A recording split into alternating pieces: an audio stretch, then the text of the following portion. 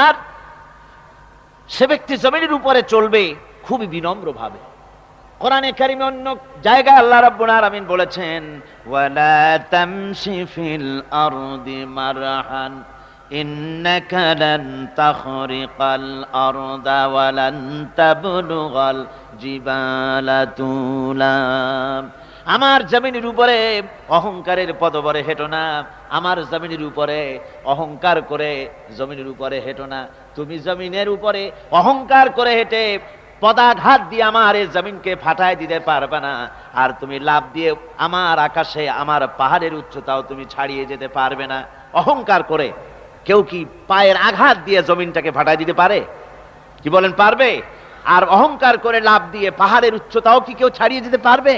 পারবে না। সুতরাং অহংকার, মোমেন ব্যক্তি যারা, তারা অহংকার করতে পারে না। অহংকার মোমেনের স্বভাব নয়। অহংকার করতে পারে কেবলমাত্র আল্লাহ রাব্বুল আলামিন। অহংকার হচ্ছে আল্লাহ পাকের ইজার। অহংকার কে করতে পারেন? আল্লাহ পাক করতে পারেন। মানুষের অহংকার শোভা পায় না। মানুষ, তোমার আবার অহংকার কিসের? এক ফোঁটা নাপাক পানি দিয়ে যার জন্মের উৎস, এমন নাপাক পানি যা শরীর থেকে নির্গত হলে পরে গোসল করা ফরজ হয়ে যায়, এমন এক ফোঁটা নাপাক পানি যার জন্মের উৎস, তার অহংকার কিসের? অহংকার করবেন আল্লাহ রাব্বুল আলামিন। হাদিসে কুদসির ভিতরে এসেছে, আল্লাহ পাক বলেছেন, যে ব্যক্তি অহংকার করে সেজন্য আমার চাদর নিয়ে টানাটানি করে। জোরে কোন নাউযুবিল্লাহি মিন যালিক।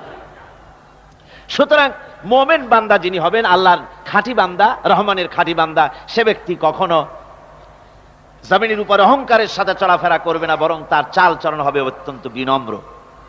আর কি? আর হলো জাহিলদের সঙ্গে সে কোনো বিতর্কে লিপ্ত হবে না। জাহিলরা গালাগালি দেবে, গালাগালির জবাবে সে গালাগালি দেবে না। জাহিলরা অত্যাচার করবে, অত্যাচারের জবাবে সে অত্যাচার করবে না, বরং তাদেরকে দেখলে, তারা অত্যাচার করতে আসলে, তারা গালাগালি দিলে তাদের জবাবে ইদফা বিল্লাতি হি আহসান, তাদের জবাবে তাদেরকে সালাম দিয়ে সেখান থেকে তারা কেটে পড়বে।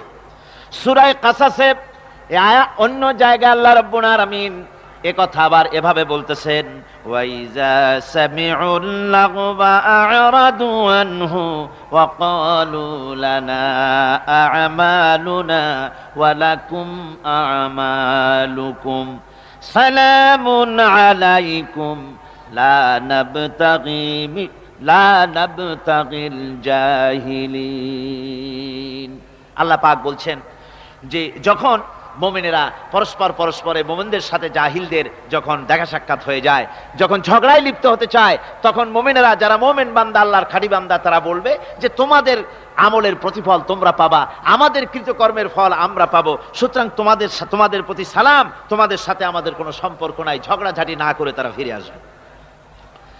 আল্লাহ পাক এরপরে বলেন, ওয়াল্লাযীনা ইয়াবীতুনা লিরাব্বিহিম সুজদান ওয়া কিয়ামা। রহমানের খাঁটি বান্দা তারাই আরেকটি বৈশিষ্ট্য, তাদের এই 2 নম্বরের বৈশিষ্ট্য বার বলা হচ্ছে। রহমানের, আল্লাহর খাঁটি বান্দার 2 নম্বরের বৈশিষ্ট্য যেটা, সেটা হচ্ছে এই যে তারা রাত কাটায় তার রবের হুজুরে, আল্লাহর দরবারে সেজদা দিয়ে দাঁড়িয়ে থেকে কান্দাকাটি করে তারা রাত গুজরান করে। জোরে বলেন সুবহানাল্লাহ। আর এর বিপরীত যারা, তারা রাত কাটায়, রাতের বেলা মদ, জুয়া, সিনেমা, গান বাজনা, অশ্লীলতা, নাটক, হাবিজাবি, গল্প গুজব করে তারা তাদের রাত কাটায়। আর যারা মুমিন বান্দা, আল্লাহর বান্দা, যারা খাঁটি বান্দা, তারা এই রাত তারা আল্লাহর ইবাদতের ভিতর থেকে কান্দাকাটির মধ্য দিয়ে দাঁড়িয়ে দাঁড়িয়ে অথবা সেজদার ভিতরে তারা তাদের রাত কাটিয়ে দেয়। কোরআনে কারিমে আল্লাহ রাব্বুল আলামিন একথা এভাবে বলেছেন, তাতাজাফা জুনুবুহুম আনিল মাদাজি' ইয়াদউনা রাব্বাহুম খাওফান ওয়া তামআ। আমার মুমিন বান্দারা তাদের পার্শ্বদেশ এবং পৃষ্ঠদেশ, বিছানার উপরে বেশি রাত থাকে না। তারা তাদের রবের প্রতি, রবের ভয়, আল্লাহর ভয়, আশা এবং আশা পোষণ করে। আর তার আল্লাহকে ভয় করে তারা বিছান থেকে নিজের পিঠকে আলাদা করে নিয়ে তারা রাতের বেলায় আমার কাছে কান্দে, আমার কাছে দোয়া করে, তারা কান্দে, ইবাদত করে। সূরা যারিয়াতের ভিতরে রব্বুল আলামিন বলতেছেন, কানু ক্বালিলাম মিনাল লাইলি মা ইয়াহজাউনা ওয়া বিল আসহারি হুম ইস্তাগফিরুন। আমার এই মুমিন বান্দাগুলি, আমার খাঁটি বান্দা যারা, তারা সারা রাত ঘুমায় না, রাতের একটা অংশ মাত্র তারা ঘুমায়, সারা রাত ঘুমায় না, একটা অংশ তারা ঘুমায়, আর বাকি অংশটুকু শেষ রাত্রে তারা ওঠে আর আমার দরবারে তারা কান্দে, মাপ চায় আর কাঁদতে থাকে, চোখের পানি ফেলতে থাকে। আল্লাহ রাব্বুল আলামিন শেষ রাত্রে প্রথম আকাশে আসেন। হাদিস শরীফে এসেছে, প্রথম আকাশে আল্লাহ রাব্বুল আলামিন এসে দুনিয়ার মানুষকে ডাকেন, কে আছো গুনাহ করে জীবন বোঝাই করে ফেলেছো, নাফরমানি করেছো, গুনাহ করেছো, অথবা বিপদে পড়েছো, ঋণগ্রস্ত হয়ে পড়েছো, অসুবিধায় পড়েছো, মামলা মকদ্দমায় পড়েছো, আমার কাছে মাপ চাও, আমার কাছে সাহায্য চাও। এই সময় যে সমস্ত বান্দারা আরামের ঘুমকে হারাম করে আল্লাহর দরবারে কাঁদতে থাকে, তাহাজ্জুদের নামাজ আদায় করে যখন হাত তুলে কাঁদে, আল্লাহ পাক তখন এই দৃশ্য দেখে ফেরেশতাদের বলেন, ও আমার ফেরেশতারা, আমার ওই বান্দাগুলি কাঁদে কেন? সমস্ত মানুষ যখন ঘুমানো, এই বান্দাগুলি কাঁদে কেন বলো? ফেরেশতারা বলে, আল্লাহ তুমি তো ভালো করে জানো। ফেরেশতারা বলে, আল্লাহ পাক বলবেন, তবুও তোমাদের মুখ থেকে শুনতে চাই। ফেরেশতারা তখন বলবে, রব্বুল আলামিন তোমার বান্দা গুনাহ করেছে, জাহান্নামের ভয়তে তোমার কাছে কাঁদতেছে, তোমার ভয়তে কান্দে, জাহান্নামের ভয়তে কান্দে। আল্লাহ জিজ্ঞেস করেন, ফেরেশতারা ওরা যে আমার ভয়তে কান্দে, ওরা কি আমারে দেখছে নাকি? ফেরেশতারা বলেন, না খোদা তোমারে দেখে নাই। আল্লাহ পাক বলেন, ওরা আমার যে জাহান্নামের ভয়তে কাঁদে, ওই জাহান্নাম তারা দেখেছে নাকি? ফেরেশতারা বলে, না আল্লাহ তোমার জাহান্নাম ওরা দেখে নাই, তোমার বেহেশত কিছুই দেখে নাই। আল্লাহ পাক বলেন, ও আমার ফেরেশতারা, এই বান্দাগুলি আমার দোজখ দেখে নাই, আমাকে দেখে নাই, হাসর মিজান সিরাত কিছুই দেখে নাই, শুধু কোরআনের কথা শুনে, আমার নবীর কথা শুনে, আমার কোরআনের কথা শুনে বিশ্বাস করে আরামের ঘুমকে হারাম করে কিভাবে কাঁদতেছে তাকায় দেখ। আমার রহমতের দরিয়ায় জোশ মেরে গেছে, তোরা সাক্ষী থেকে যা, আমার ওই ক্রন্দনরত বান্দাগুলিকে আমি আল্লাহ মাফ করে দিলাম। আমার ভাইয়েরা, আল্লাহ পাক বলেন, আম্মান হুয়া কানিতুন আনা আল-লাইলি সাজিদাও ওয়া কাইমা। আল্লাহ রাব্বুল আলামিন বলেন, সিজদার ভিতরে আর দাঁড়ানোর ভিতরে আমার এই বান্দাগুলি আখিরাতে আমার সঙ্গে দেখা করা লাগবে, এই ভয়তে, জাহান্নামের ভয়তে তারা কান্দে, এভাবে কাঁদতে থাকে। আর আল্লাহ পাক ওই সময় তাদের গুনাহ মাফ করতে থাকেন। কোরআনে কারীমের ভিতরে আল্লাহ পাক বলেন, সারা রাত ঘুমাতে আল্লাহ নিষেধ করেছেন, সারা রাত যেন ঘুমায়ও না, পাইকারি দরে ঘুমায়ও না, একটু জাগো। ওয়াজকুর ইসমা রাব্বিকা বুকরাতাও ওয়া আসীলা। সকাল এবং সন্ধ্যায় তোমার প্রভুর, তোমার রবের জিকির করো, স্মরণ করো। ওয়া মিনাল লাইলি ফাসজুদ লাহু ওয়া সাব্বিহহু লাইলান তাওয়িলা। তোমার রাতের বেলায় রাতের একটা অংশ সেজদায় অবনত হও, আর রাতের দীর্ঘ সময় ঘুমায় থেকো না, হয় একটা লম্বা সময় ঘুমাও, কিন্তু একটা অংশ রাখো যে সময় তুমি আমার দরবারে সেজদায় পড়ে যাবে, কাঁদবে। আমার বন্ধুগণ, রাতটা ওয়াজআলনাল লাইলা সুবাতা, আল্লাহ রাব্বুল আলামিন ওয়াজআলনা সুবাতাও আছে, ওয়াজআলনান নাওমা সুবাতা ওয়াজআলনাল লাইলা লিবাসা। ঘুমকে বানায়ছেন আল্লাহ শান্তির বাহন, আর রাতকে করেছেন আচ্ছাদন। রাতকে কি করেছেন? আচ্ছাদন। রাতকে একটা পর্দা লাগিয়ে দিয়েছেন, রাতের পর্দা। যেহেতু প্রেম ভালোবাসা ঢোল পিটায় করা যায় না। ঢোল পিটায় প্রেম করা যায়? যায় না।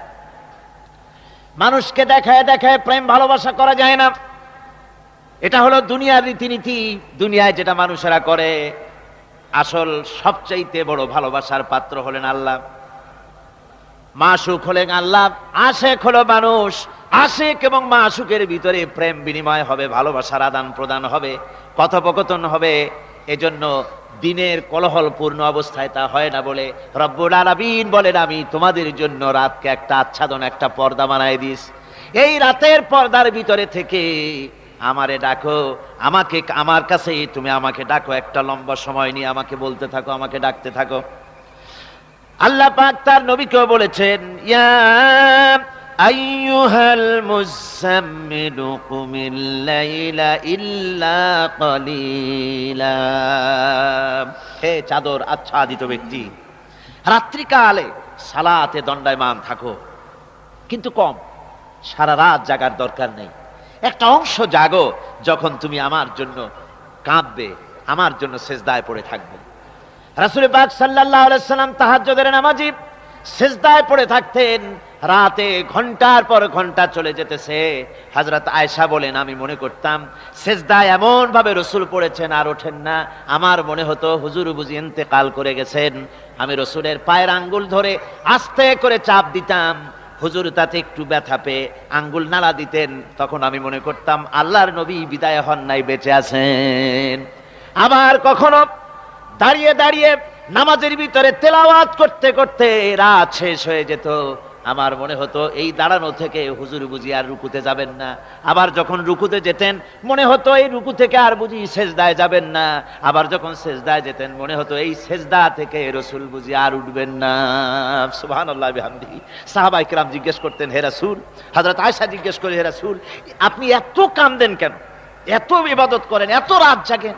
হযরত আয়েশা বলেছেন, আল্লাহ নবী দাঁড়িয়ে দাঁড়িয়ে তেলাওয়াত করতে করতে, দাঁড়িয়ে দাঁড়িয়ে নামাজ পড়তে পড়তে পাও মোবারক, কদম মোবারক এমন ভাবে ফুলে যেত, সকাল বেলায় জুতার মধ্যে পাও ঢুকতো না। সুবহানাল্লাহ বিহামদিহি। এইভাবে রাসূল পাক কষ্ট করতেন। জিজ্ঞাসা করতে, এত ইবাদত কেন করেন? আপনার তো আগের পিছের সমস্ত গুনাহ আল্লাহ মাফ করেছেন, কোনো গুনাহ আপনার নাই, তবু আল্লাহ বলে দিয়েছেন নবী আপনার আগের পিছের সব মাফ, তারপরেও এত কাঁদেন কেন? আল্লাহর নবী বলেছেন, ও সাহাবীরাও, আমার স্ত্রীরা শোনো, আমি কি আমার বান্দার, আমি আমার আল্লাহর শুকরগুজারকারী বান্দায় কি আমি পরিণত হব না? যে আল্লাহ আমাকে এত নিয়ামত দিয়েছেন, আমি কি সেই আল্লাহর শুকরগুজার হব না? রাসূলুল্লাহ এভাবে কাঁদতেন। সুতরাং প্রত্যেকটি মুসলমানকে রাতের বেলায় আল্লাহর দরবারে হাত তুলে কাঁদতে হবে, মোনাজাত করতে হবে, রব্বুল আলামিন, যে গুনাহ করেছি, আমি যত গুনাহ করেছি, আমাকে তুমি নেয়ামত যা দিয়েছো, এই নেয়ামত তুমি না দিলেও পারতে, তুমি দয়া করে দিয়েছো। এভাবে যদি মানুষ কাঁদে, আল্লাহ এই অপরাধ করেছি, অপরাধের কথা যদি স্মরণ করে আর কাঁদতে থাকে, আল্লাহ রব্বুল আলামিনের রহমত তার উপরে তখন পড়তে থাকে। আর এই তাহাজ্জুদ, গভীর রাতের কান্দাকাটি, এই জন্য আল্লাহ পাক বলেন, এর আসল ব্যাপারটা হলো ইন্না নাশিআতাল লাইলি হিয়া আশাদ্দু ওয়াতআন ওয়া আকওয়ামু কিলা। আসল ব্যাপার হলো এই প্রকৃতপক্ষে রাতের বেলায় যে নামাজটা হয়, শয্যা ত্যাগ করে মানুষ যে নামাজ পড়তে দাঁড়ায়, এতে করে তার আত্মসংযমের ট্রেনিং হয়ে যায়, আল্লাহর সঙ্গে মহব্বত কায়েম হয়ে যায়।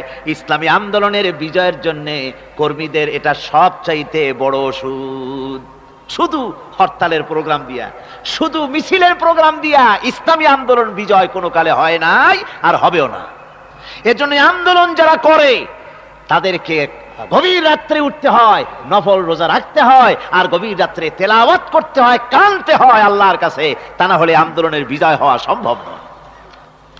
আমার বন্ধুগণ, আমরা জেনেছি ইতিহাসে আছে সাহাবায়ে কেরামদের সঙ্গে রোমকদের লড়াই হতেছে, রোমক সৈন্যরা যুদ্ধে জিততে পারতেছে না কিছুতেই।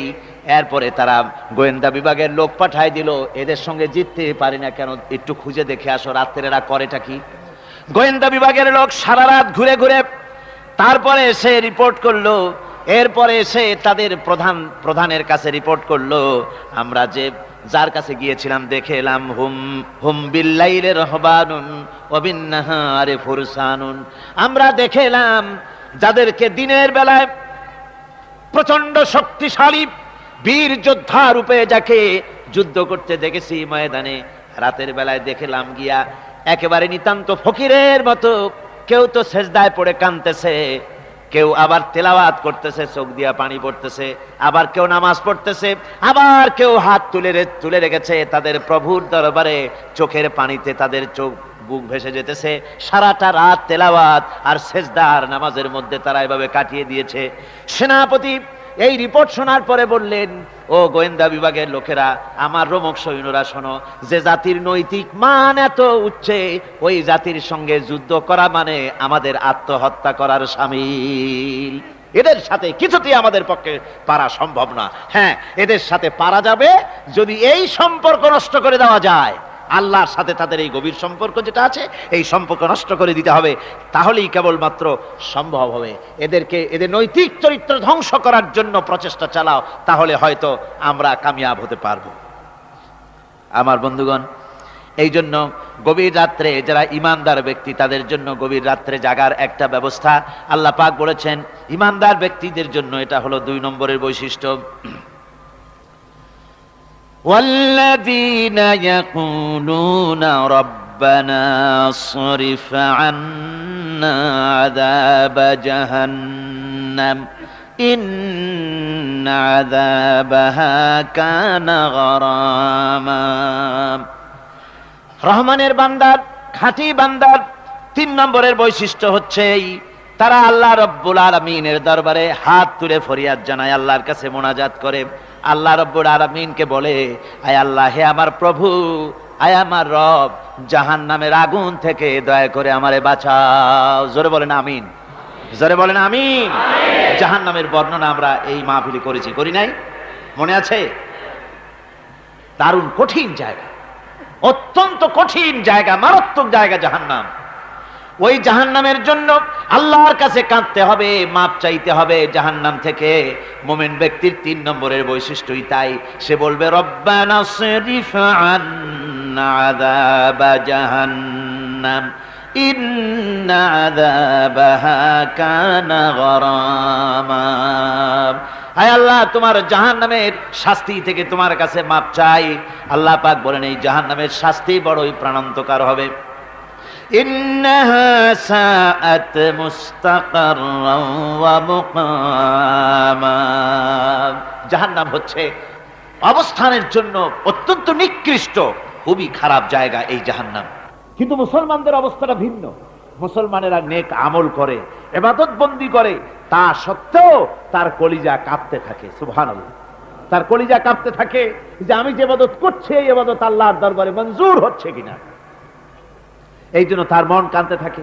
সে আমলের উপর নির্ভর করে থাকে না, সে আল্লাহর দয়ার উপরে নির্ভর করে। কিসের উপরে নির্ভর করে? আল্লাহর দয়া, আল্লাহর রহমতের উপরে নির্ভর করে। আর সে আল্লাহর কাছে কাঁদতে থাকে, রব্বুল আলামিন, তুমি দয়া করে মেহেরবানি করে আমার হিসাব নিও না। আমার হিসাব করে যদি বেহেশতে দাও তাহলে তো বেহেশতে যাইতে পারবো না। কিয়ামতের দিন আল্লাহ রব্বুল আলামিন কোন মানুষকে যদি হিসাবের জন্য ধরে ফেলেন, তাহলে ওই বান্দার আর জাহান্নাম ছাড়া কোনো পথ নাই। এই জন্য আল্লাহ শিখায় দিয়েছেন, বান্দা দোয়া কর, ওয়া আদখিলনাল জান্নাতা বিগাইরি হিসাব। আয় আল্লাহ, বিনা হিসাবে তোমার জান্নাত আমাকে দান করো। আবার হুজুর দোয়া করেছেন, আল্লাহুম্মা হাসিবনি হিসাবান ইয়াসীরা। আয় আল্লাহ, তুমি আমার সহজ হিসাব নাও। পড়েন, আল্লাহুম্মা হাসিবনি হিসাবান ইয়াসীরা। হিসাবে ইয়াসীর, সহজ হিসাব। আয় আল্লাহ, তুমি আমার সহজ হিসাব নাও। এই হাদিসের ব্যাখ্যায় এসেছে সহজ হিসাব কি? ব্যাখ্যায় এসেছে সহজ হিসাবটা হচ্ছে আল্লাহ রাব্বুল আলামিন কিয়ামতের ময়দানে তার কোন বান্দাকে যদি রহমত করতে চান, কোন বান্দার প্রতি যদি দয়া করতে চান, কাউকে যদি ক্ষমা করতে চান, তাহলে আল্লাহ রাব্বুল আলামিন তাকে